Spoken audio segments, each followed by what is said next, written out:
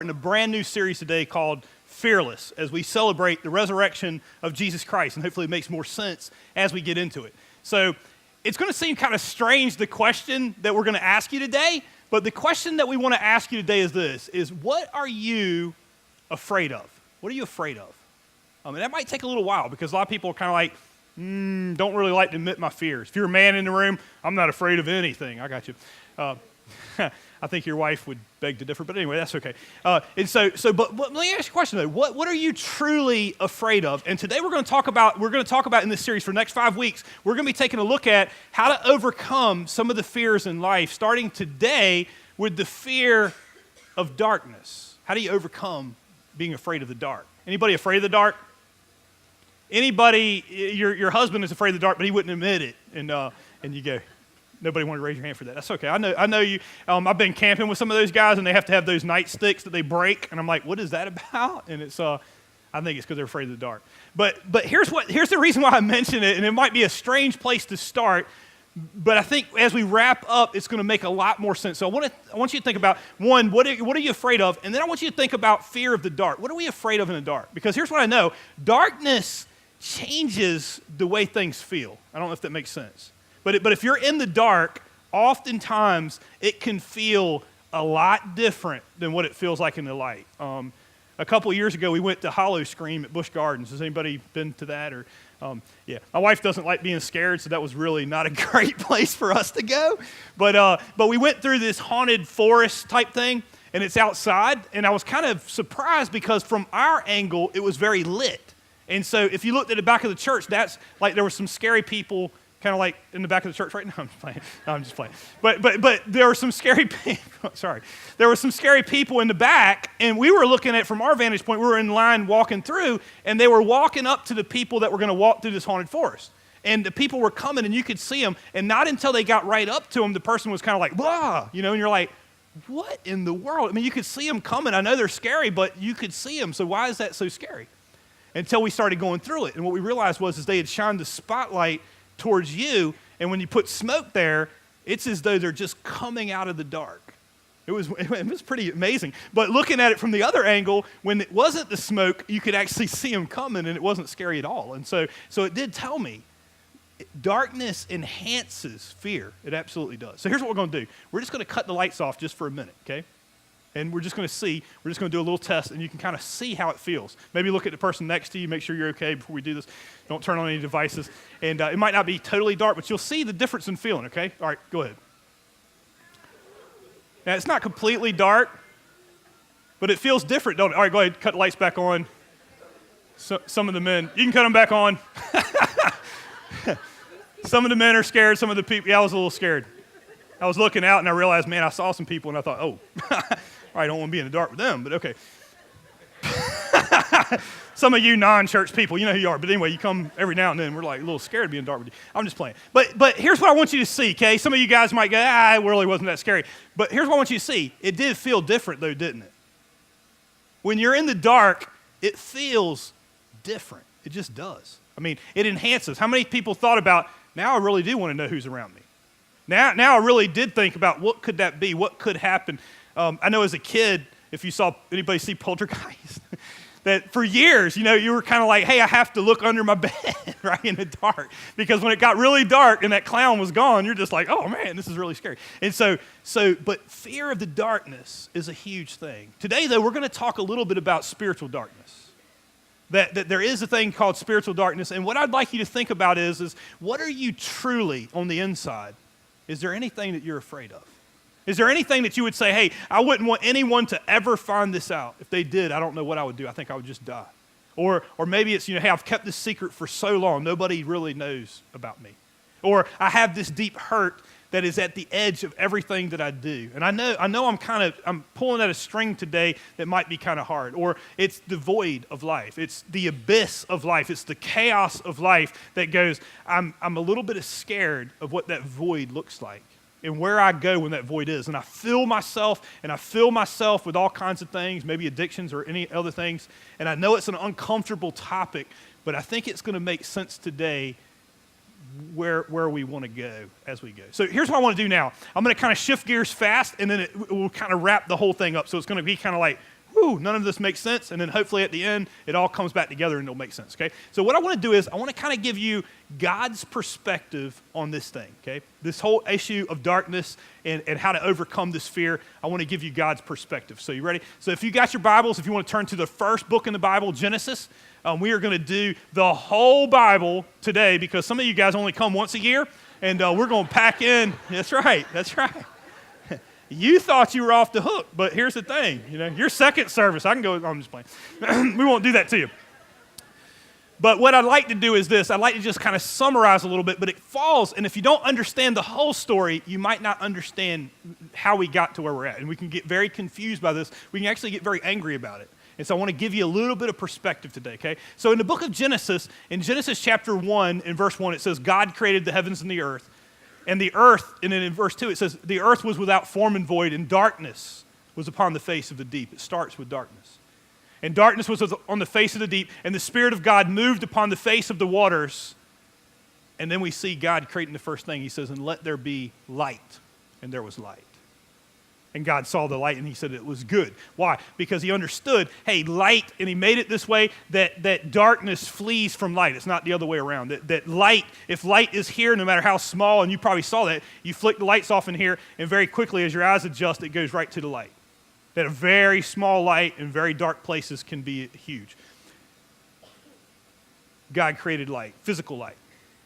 Then he created the rest of mankind. He created the rest of everything else. And if you read in Genesis, it explains how he created everything, when he created everything, how everything was. And then the main part of it is, because he doesn't explain everything about that, because that's not the purpose of it, then he gets to the main part, which is about us. When he created mankind, he breathed into man and it made him different than anything else that he created. And he said, I want him to be like me, and I want to have fellowship with man. He wanted somebody that he could relate to. He wanted somebody that he could have relationship with. It doesn't mean we are God. It doesn't mean we have all of his attributes. It means that he wanted somebody that he could communicate with, somebody that he could have a relationship with. And that's why he created us. And if you look in the book of Genesis, you'll see that's exactly what he did. He created this paradise environment called the Garden of Eden. And then man would walk with God, and man and woman could be with God, and he would come to them in the cool of the day, and they would do work, and they'd do different stuff, but they would spend time with God. And over time, man chose to sin. Now, you can read about it, and I don't want to get too far into it, but God said, don't eat of the tree of the knowledge of good and evil, and man chose to sin. Now, for me, I've always looked at that and went, it's not such a big sin, right? But what happened in the moment that man sinned and turned against God, it entered something into the world that was really bad. All bad things started there as they were against God. God said, I'm not going to force you. You have a free will. And man chose to sin against God. Man chose to separate from God. That's what it means. And from that time on, man chose to kind of cloak himself and hide from God. That's part of the darkness thing I'm talking about. And now all of a sudden, physical, we still had light. But spiritual darkness entered into the world. And man started to hide himself. And it didn't take but even one generation that all of a sudden brothers were killing each other. The first two brothers. One brother killed the other one. And then from there, if you start reading, the Bible is graphic, if not anything else. It went from that to sexual sins, to stealing, to murder, to all the worst things you can possibly think of. As one person hurts another, now this person feels so hurt, the other person feels so guilty, and then all of a sudden the people that are hurt start hurting other people. Did you know hurting people hurt people? It's true. They make them into monsters that sometimes when you go to fight monsters, you become one. That's exactly what happened. And if you read the rest of the Old Testament, you're going to see some things that would just make your toes curl to go, how did we get to this? And it has to do with spiritual darkness that the people that are in it are trying to fill this void, and they just can't get out of the darkness. And they're trapped in darkness. And so the rest of the Bible, after man falls into sin, is God's redemptive plan for mankind. The Bible doesn't speak to every topic. The Bible is all true. It doesn't have all truth because it doesn't speak to every topic. It's not a history book. It's not a biology book. What the Bible is God's redemptive plan for mankind. And he describes there that he says, hey, the way I can redeem mankind is I will send my one and only son who's always been with me, not starting in Bethlehem, but my one and only son, I will send him. He's always been with me, Father, Son, and Holy Spirit, who was and is to come, who's always been part of me. He's worth more than all of creation. And he will come and he'll live the sinless life and he'll die for the sins of all mankind to restore a relationship with God. And that's exactly what he did. That's why we see in Genesis, it says, "For God so loved the world that he gave his only begotten Son, that whoever believes in him should not perish but have everlasting life." That Jesus Christ came to eradicate. He is the light that puts out spiritual darkness.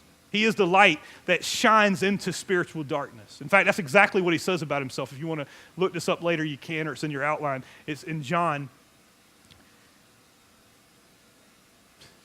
Sorry, PowerPoint guys eating candy. Anyway, John chapter 8, verse 12. It's okay. Sorry, it's okay. I feel you. Easter, what can I say? When Jesus spoke again to the people, he said, "I am the light of the world, and whoever follows me will never walk in darkness, but will have the light of life." Now, they didn't all understand that. They were kind of like, well, we see the sun. Is that what we're talking about? No, it's talking about spiritual darkness. He's saying if you want to have the light of life, Jesus is the way. Now, there's no fear like being in spiritual darkness. Some of us understand. Some of us have glimpsed it. You'd have to glimpse the abyss to understand what I'm talking about today. You'd have to look into the abyss of life, the chaos which is life, the sin which is life, and see how dark it can be. Because a lot of us, because life can have good aspects to it, right? It still has the remnant of old glory that God gave this life, that we go, oh, life is good, life is great, life is all these things. Until life happens to you. Anybody have that happen?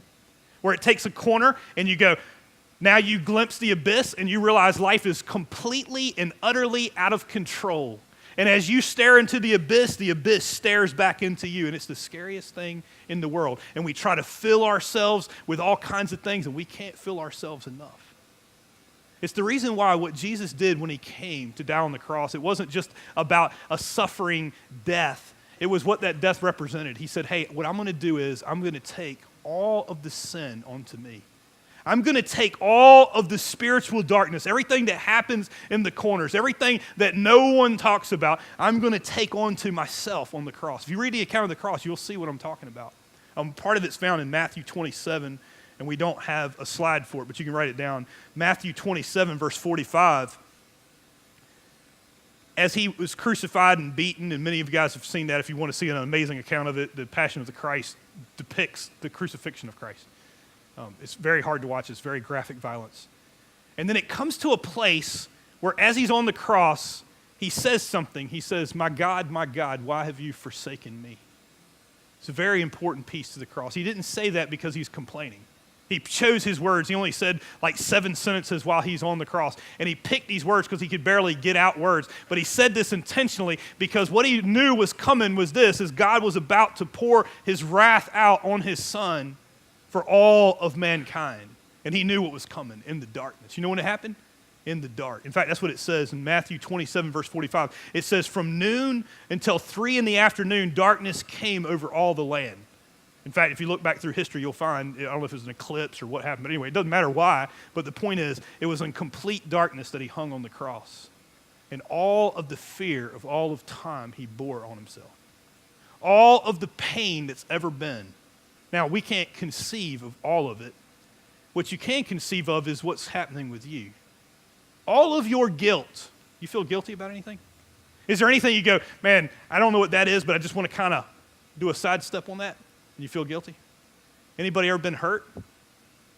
And you go, how could God ever ask me to forgive somebody for this?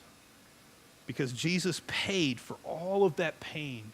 He felt all of the pain that you feel on the cross in that moment. That's why he said, why have you forsaken me? He takes it onto himself, such an important piece of this story. If you miss this, then Christianity won't make sense. We go, hey, it's all happy, it's all positive, it's all these things, but we're missing the Savior because we don't understand what he's saving us from. Now, let me tell you what he didn't do. He didn't say, hey, let me enlighten you by giving you all the answers. Did you know God doesn't do that? I asked him. He didn't. Okay. If he does you, let me know. But I'm going to tell you, he is not going to give you all the answers to all of the pain. That's not the point. What he's going to say is that if I was willing to pay for all of the pain of all of time, is that enough for you to trust me? Is that enough to restore a relationship with God that keeps us separate? I know it's probably not politically correct to say, but it's okay. I'll say it anyway. We're not really like that. So, but do you know what hell is? Hell is separation from God. That's truly what it is. You know how it's described in the Bible? It's spoken of more in the Bible than heaven. And the way it's described is this. It's described as a place of eternal darkness. You know, I think part of that's physical. That's probably true. Spiritual. You know, sometimes I could be in the light. I could be at the beach. I could be wherever. But the abyss stares back into me. I don't know if you've ever had that. It's true. And what's going on the inside, it is talking about for all of eternity, so please don't hear me say, well, John's saying that hell is only for this life and there's no hell for all eternity. No, there is. There's people that get trapped in hell for all of eternity because what they do is it's separation from God. It's being trapped in one's sins. It's being trapped in one's hatred. It's codified for all of eternity. And so when God looked down at mankind, he said, I don't want them trapped. I want them in the light. And so he sent his light into the world, and the lightness took on the darkness. All of the darkness. But you don't see in those 3 hours that Jesus, he stayed on the cross for 6 hours, but those 3 hours, God poured out his wrath onto his son. Whatever you felt. Whatever is keeping you from God today, quite honestly. So here's kind of what I want to do today. This is kind of a strange message, but I'm okay with it. Hopefully you will be. What I want to talk to you about next is what keeps us from God. Because I've preached this message a bunch, okay? And every time I preach it, it just doesn't feel quite like I think somebody gets it. So today, if you just work with me just a minute, I want to make sure you get it, you know? Because there's all kinds of things we'd like to talk about, you know? Because you might be here today and you go, hey, you know what? I need help with my guilt. And we're going to talk about that in this series. Some people, you might be here today and you go, I need help with my hurt. We're going to talk about this series. I need help with my addiction. We're going to talk about that in this series. I need help with my hate and my unforgiveness. And I'm afraid to forgive. We might not say it that way. Instead, I put on my anger, and that's what I hide behind. And that's kind of what I want to talk about is that in order for this to work, it's one thing to say, yeah, no, I know God so loved the world. I know I've heard this Easter story. In fact, I only come at Easter, so this is the only story I've ever heard. Okay. I need you to get it today because you could walk out these doors and hear it, but never actually get it.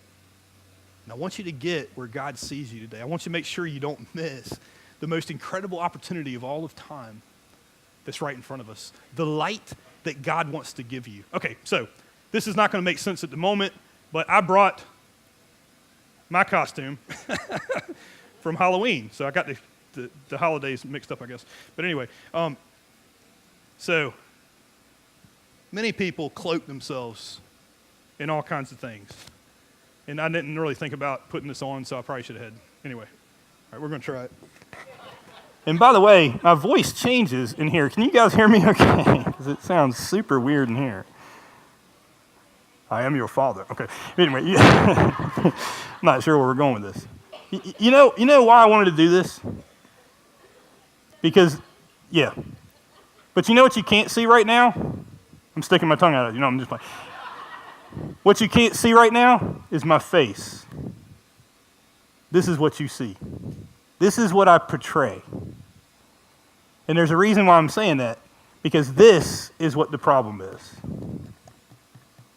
So many people, they come to church and they do this. Now, not everybody has this mask. I picked Darth Vader for a reason. He means a lot to me, by the way. I don't know why. It's just a sick thing. No, I'm just playing. I relate to his story. He's a person trapped on the dark side, right? In the darkness. So it's a very significant figure for me because I go, it's a redemptive story of a person who turned himself over to complete depravity for hatred. He hated. He found life was difficult and he hid himself in darkness. This is hate.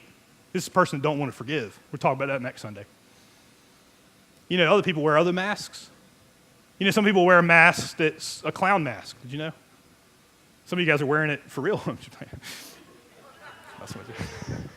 I didn't point out anybody. It's okay. Relax. But you know what I'm talking about, right? You're always funny. When it gets too serious, we have fun. It gets too serious, we make a joke. We hide.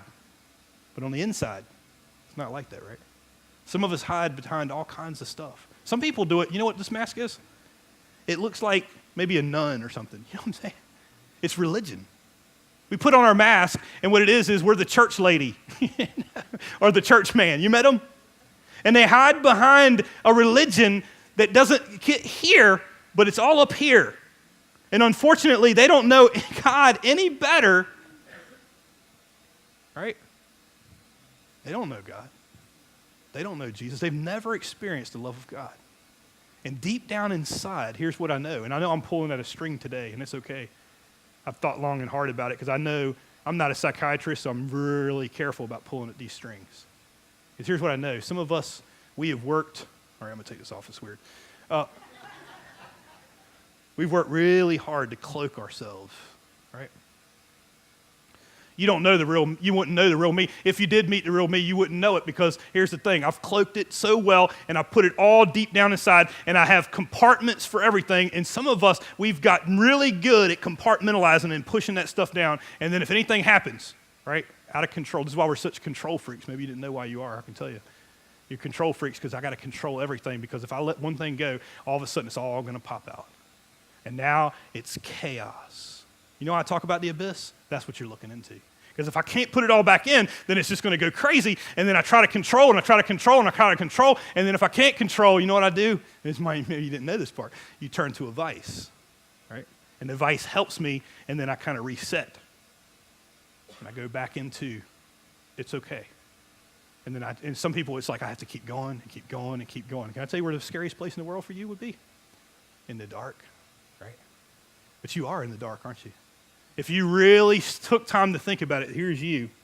And everybody else thinks you're okay.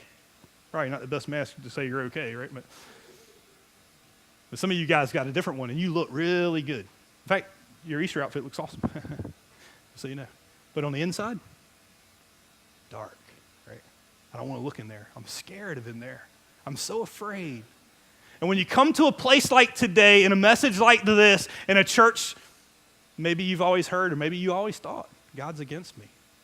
Maybe they didn't even say it like that. It's kind of like they wrapped a loving Christ into a judgmental, horrible image that says, well, God loves you, but not really. Anybody got that one? I did. God couldn't really love me. If I did these things, if I'm those people, God couldn't really love me, right? Or it's something maybe like me, where you go, it isn't that I did something bad, it's somebody did something bad to me. And you know what? I'm not afraid. I am kind of afraid, because what it really means is, God, I hate you, because how could you make a world like this? And I want to give you just a little bit of perspective today, because if you're not careful, you're not going to be able to do this, to have the light of life. But as long as you got this, it ain't going to penetrate. And you can do it. You can do like we do, right? Yeah, I got it. Yeah, that's a good thing. Yeah, that's a good religion. But the truth is, I'm nowhere close to having it. And today I believe that God wants you to have this like you cannot believe. So I want to give you something to hang on to today, and it's this. It says in 1 John chapter 4 and verse 18, it says, there is no fear in love, for perfect love drives out fear, because fear has to do with punishment, and the one who fears is not made perfect in love. I need you to get it. Perfect love drives out fear. Let me tell you what's not perfect love, because if you're not careful, you'll miss who we're talking about today. Some churches think that that's them. Sorry. Kind of funny. We're not that perfect love. Jesus Christ is. He is the perfect love of God. And he's able to say this, that I can drive out all the fear that you've ever had. Your hurt, your pain, your questions, your doubt, your hatred. He can drive out all fear. How can he do that? Because he paid for that. On the cross, he paid for all of sin of all of times. And God says it's as though he has keys. He has keys to death, hell, and the grave. And when he rose from the dead, he said it showed that he has all power. I want to make sure you get it today. Sometimes it's like, yeah, the Easter thing is so nice, and yeah, I know he died, but I don't really get it. But I want to make sure you get it today, that he has all power. When he died on the cross, when he rose from the dead, he demonstrated that he is God and he has all power. You know where he went? Because maybe you're wondering, like, I know, here's the question for me. I don't know if you have this question. My question was, I went, okay, if you're all powerful, then why don't you do something, right? Is that too sacrilegious for us? I'm okay.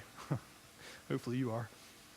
I asked the question, why don't you do something about all the pain in the world? Why don't you do something just about the pain that I have? Why don't you eradicate all these bad people? What's wrong with you? Where did he go? He died on the cross. 3 days, he stayed in the ground. He stayed in the cave. And then on the third day, he rose from the dead. He stayed 40 days on the earth. You can read this in the book of Acts. And then after he spent 40 days on the earth, he ascended back into heaven. Well, that doesn't sound very good. Why don't you come down and help us? You know what he did in heaven? This is the part that might change your life. You know, I read this in my quiet time this week in the book of Hebrews. It says that when he ascended back into heaven, he sat down at the right hand of the throne of God. That might be a little bit theology today, but I need you to understand what he's doing there. See, I know we don't want to get too deep. I get it. But this isn't so deep that you can't understand it. He sits at the right hand of the throne of God. You know what that is? That's the power seat. It's not so much about the physicality. To say where is God is a category mistake. So it isn't where is he. It's what does it mean? It means that Jesus Christ has the power of the right hand of God. Now you have to understand kings to understand that. The right hand of the king, the right hand represents all power. You know what that means about Jesus? He has all power. Now, that in and of itself is not great because it does make a difference whether he's for you or not, right? If I had all power and I hate you, that would be a scary thing, right? I hate you and I'm all powerful and you can't do anything about it. That would be scary. Understand, the one who has all power, you know what he did? He died on the cross for your sins, right where you are. There's a God who loves you right where you are. Whether you receive him or not, for all of time, you have to say, I don't know much about God, but I do know he did this act that shows complete and utter love, whatever you're going to feel. Whatever the people feel in hell for all of eternity, do you know Jesus Christ felt that onto himself? Because he loves us. Whether we reject him or whether we accept him, he doesn't care. He says, I love you so much. I won't rob you of your choice, but I still love you. Maybe you needed to hear that today. Maybe you thought church was a place of just, right? Hellfire and brimstone. He's not that God, right? John 3:16 says, for God so loved the world that he gave his only begotten son. Whoever believes in him should not perish but have everlasting life. Did you know that John 3:17 says that God did not send his son into the world to condemn the world, but that the world through him might be saved? He didn't send him to condemn you. He sent him to save you. And I have a feeling somebody here today, you need to allow that to penetrate inside you. Not here. You might have heard this before, but you ain't never done it here, right? Because of this, right? You got it all worked out. This is you. And I come, and I'm just going to hear it, and this is where you're at. Maybe you've been here a long time. We're not picking on you just because you're new or old. It doesn't matter. But the point is we want you to experience the love of God today. Here's what I want you to write down. The solution to all your fears is Jesus. I had to kind of set that up or else it wouldn't have made sense, right? The solution to all your fear, what lies beneath, the things that we don't want to talk about, the things we can't just put in nice, neat little packages, the things, it doesn't matter. The point is that he can do that. How can he do that? Because he can say, I felt that pain. I felt that hurt. I felt that stuff. I felt your guilt. You know, I can't tell you the amount of people that come here, and there's two things that I've asked. How could I ever forgive someone? And the other thing is, how could God ever forgive me? If you really knew what I did, there's no forgiveness for me. That boat sailed. You see, you're not who people say you are. You're not even who you say you are. You're who God says you are. And you know what he's saying in your life right now? You know what he's saying? Let there be light. Let there be light. I am the light of the world. If you will, I will. The love's already there. Maybe you're scared. See, I'm scared to take off my mask because I didn't know. I know he's all powerful. I just didn't know that he cares about me, right? Because there's so many questions. How could you let bad things happen to me? I don't know if I love you, right? I don't know if I want to give up my hate. We'll talk about that next week. You got somebody going to give a testimony about that, and you're going to see, hey, that's a process, man. I'm telling you. But here's the thing I know. He is the solution to all of our fears if we'll let him. Jesus Christ stands at the apex of time, and here's what he's doing. The book of Revelation, it's explained in Revelation chapter 3. He says, I stand at the door and I knock, and if anyone hears my voice, I will come in. Now, most of us evangelicals, we stop there because the next part's kind of weird, okay? I will come in and I will eat with you, okay? Oh, I'm sorry, King James. Sup with you, okay, sorry. Means the same thing. I will eat with you. What? Okay, you'll forgive my sins, you'll sit on a throne, you'll do your thing. Why eat with you? Until you understand what it means. You ever try to eat with somebody you can't stand? Anybody argue with your spouse this morning and you had to eat with them? That's why we don't eat breakfast on Sunday. Skip it. Your life will be so... I'm going to tell you what, you want to do something even better next week? If you argued on the way to church this morning, drive separate. I'm telling you, it will save your marriage just like it's doing mine. Okay.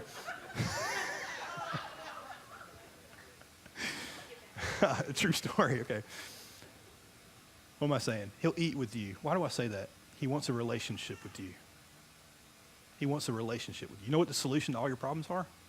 A relationship with God.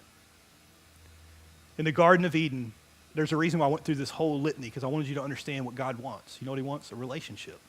You know what's missing in our lives? You want to know what the void is? You know what, as we look at the abyss, what we're looking at, you know what we think it is? The problem is this. We think we have the solution. It's kind of funny. We go to God and we go, God, let me tell you something, right? You ever been mad?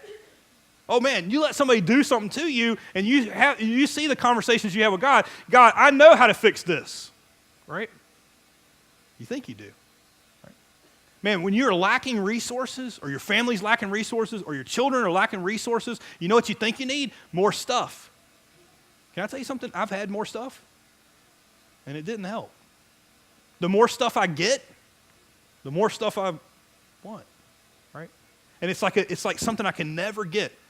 You know what? I've had addiction. And you know what I found about addiction? The more I get, I just need a little bit of it. I just need a little bit more. I just need a little bit more. I just need a little bit. I'm just going to get through this part, and then it's going to be okay. And then it's if then. You starting to feel the abyss like I am? You didn't know we knew that, didn't you? Right? I can do this. It's okay, right? You're trying to fill that void, and there's only one person that can fill the void. You know why? You know why he's not afraid of the abyss? Because he's been there. On the cross, he was there. You know the chaos of life? You know, my life is unmanageable. You ever felt that? I'm powerless over this thing called life that's just coming in, and now I have to just get everything in order, and everything in order, and everything in order, and then it just falls apart, and now it's just chaos. And I can't think about that. I can't think about that. You know why you don't have to be afraid? Because when you stare into the abyss, you know who's walking on it? The one that has the keys of hell, death, and the grave. He's walking on the abyss, and he's saying, you don't have to be afraid anymore. You don't have to understand it. See, I thought for a long time that if you would just explain everything to me, God, I would be better. Then I started getting explanations, and I went, that didn't help. So now it won't. You know what you need? You need Jesus. You know the solution to all your problems? Jesus. You know what you need? You need Jesus. You need to do this when he knocks at the door, which he's already knocking, by the way. You have to let it down. But see, the thing is, it's not here. It's not your head. It's here. You can't have this. You'd have to be hurt to understand why you are scared to let them in. Why I cracked the door. What has happened. My secrets. I'm scared of my secrets. We're not asking you to admit to us. First off, what I'm about to say has nothing to do with this church because we can't do it for you. Did you know that? Maybe you went to church where some judgmental church people thought they could. We try. We're not perfect. Perfect love drives out fear. Can I tell you something about church? I've been doing it a while. That ain't it. There is a point to church, and I'm going to get to that. But God will do for you what you cannot do for yourself. If you would open your heart to God, if you would take your mask off to God, if you would expose yourself to God, probably to God before yourself, because maybe there's things about you can't even tell to yourself. So here's what you got to do. You got to step into the light. You want to overcome the power of darkness? You want to overcome the fear of darkness?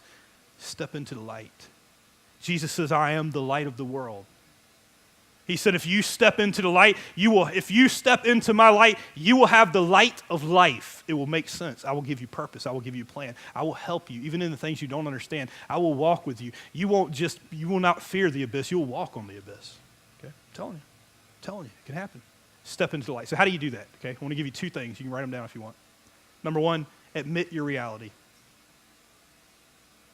You know what the problem is a lot of people are trying to do the same thing, expect different results. I understand life, so I'm going to keep living it the same pattern that I've been living it and been living it and been living it. Get there faster. It's not going to work. Okay? It's insanity. Admit your reality. You know what? The truth is, there's fear here. Right? There's hurt here. There's guilt here. There's all these things here. And I don't know what to do in a world. And then eventually, if you get old enough, some of you guys, you're old enough to realize this, right?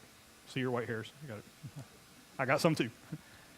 And as we start to look at it, we go, hey, I got my life so organized and I got it so put together and I got all these things. And then all of a sudden something happens and we start to really look at life and we realize it isn't going to turn out like I thought. And I didn't think beyond this because I just didn't want to think of that. And now the real chaos begins where we go, what is life all about? You know what he's saying? Admit your reality. You know what? This is a sin-cursed world and this is exactly where you are. Number two, don't take long to get here. Receive the love of God. You want to know what separates us from religion?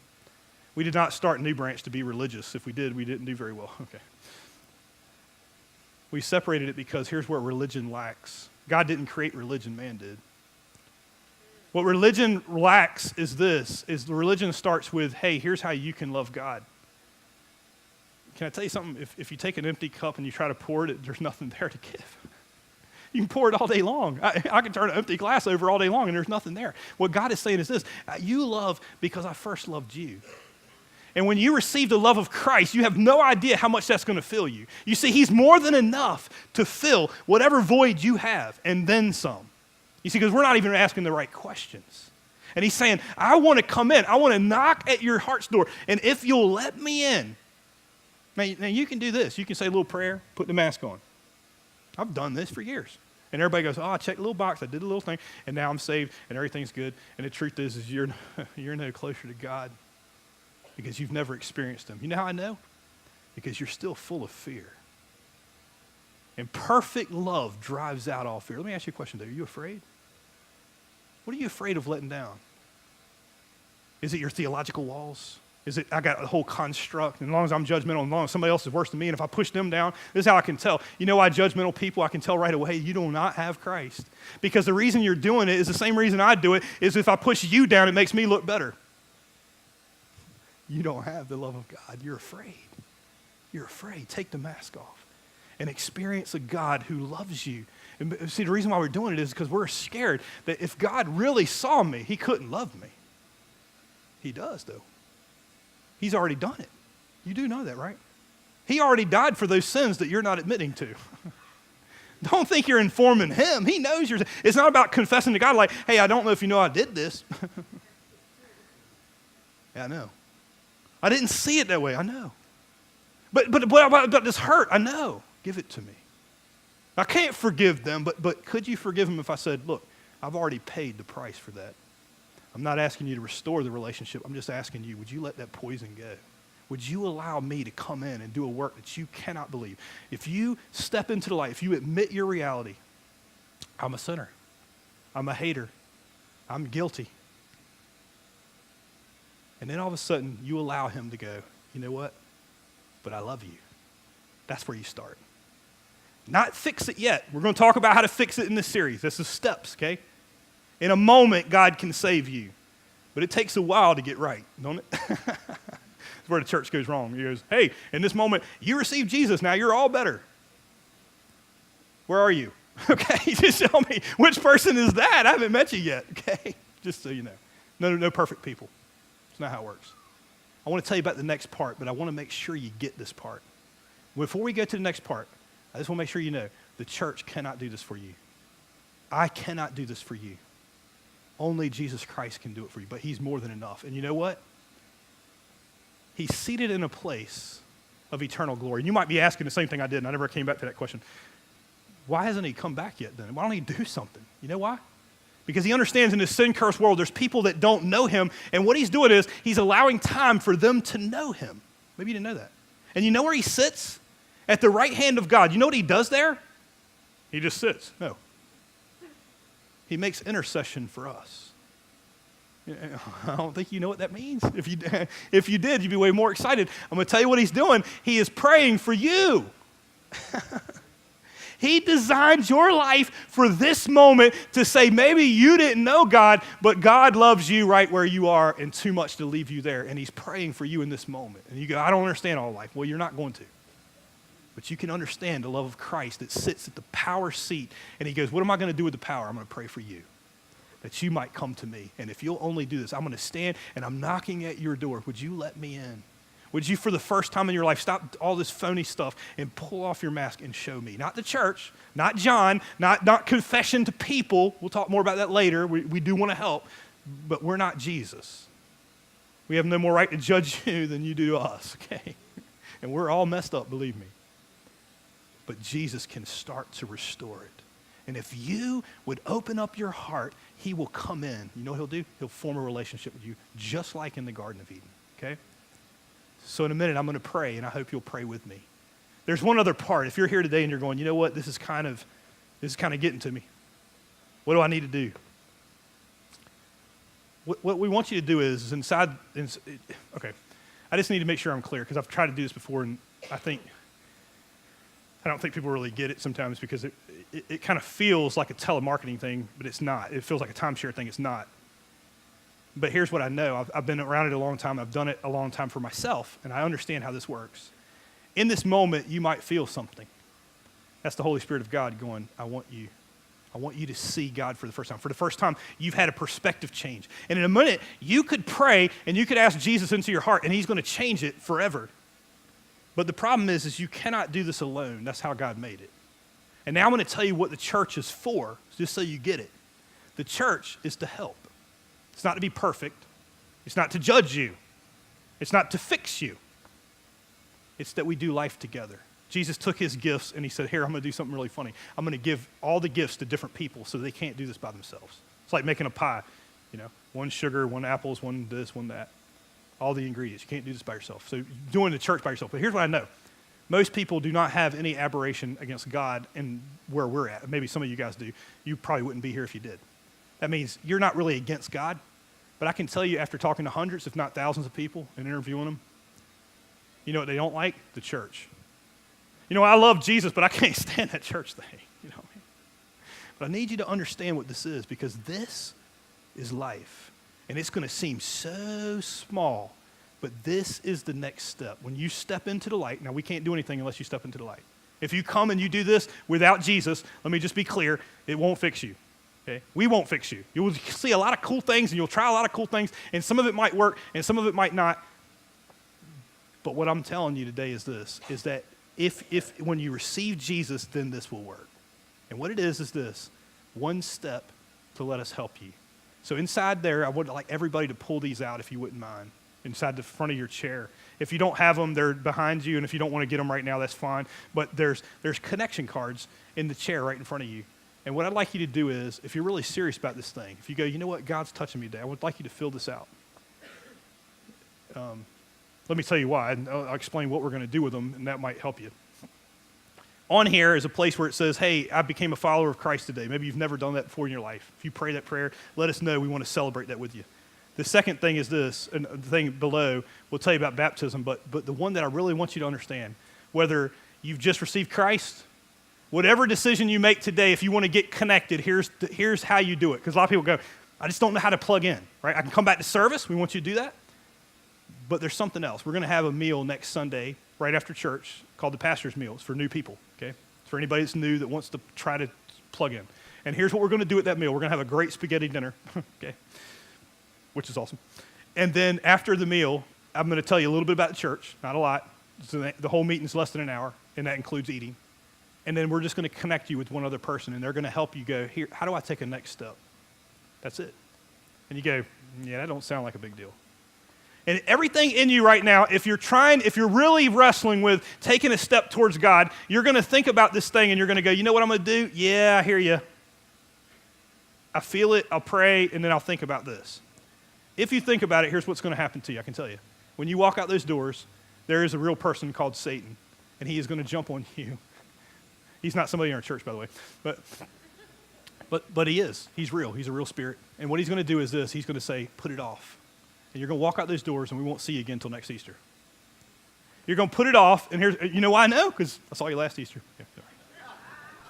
You're going to put it off, and here's what's going to happen. I'm not picking on you today. I'm just telling you the pattern, and you're picking on me. I'm going, I'm not. This is what we all did. This is what I did. It's what we all do. Until we realize I can't do this by myself. I can crack the mask, and I can let Jesus in, but Jesus has other people to help you get out of what you're cloaked in, okay? I'm telling you, you can't do this by yourself. You can't. And if you walk out those doors and you don't fill this out, I'm going to tell you what's going to happen. You may very well indeed be saved, but you are going to struggle because you can't do this by yourself. And we want to help you make it very easy, right? It gives you a whole week. And here's what we're going to do. We get the card, and all we're going to do with it is this. We're going to pray over your card. I'll send you a card that just says, hey, glad you're coming, just a reminder. So by Monday, when you decide, hey, I'm really sorry I filled that out, you're going to get it, and you're going to go, oh, yeah, maybe I do want to go. And then on Thursday or Friday, somebody's going to call you and spend 20 hours. No, I'm just playing. They're not. They're just going to call you and just say, hey, just want to make sure you know you're going to come. You know why that's important? Because on Friday and Saturday, you're going to think, I got every reason in the world not to do this. And you're going to think about blowing this off, but that one phone call is going to change your mind, and you're going to come back. And you know what's going to happen if you come? For the first time in your life, you're going to be connected. And then we'll have a long time to figure out how to fix some of these things. We can't fix everything in a moment. I don't know, maybe somebody told you that before, and you're going, that's why I hate church. I prayed the prayer, and it didn't work. I know.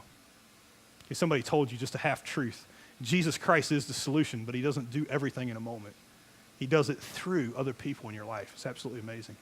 He'll do for you what you can't do for yourself. So here's what I want you to do. Just take a minute, okay? If you're serious about this, while I'm still talking, I can ramble for just a minute. Pull this out, fill it out. And then right before we leave, just turn it in, okay? Not a big deal. It seems like not a big dramatic moment. It's not. I'm going to pray. If you want to receive Jesus, you can. Just pray to him in your own words. That's all it means, okay? You don't have to have special lingo or anything like that. You'll get it right as time, because it's not a matter of the words. By the way, the words aren't for God. Did you know that? It's not a mantra that he needs. He doesn't even need words. He sees the heart. The words are for us. Confess with your mouth the Lord Jesus and believe in your heart that God's raised him from the dead, and you will be saved.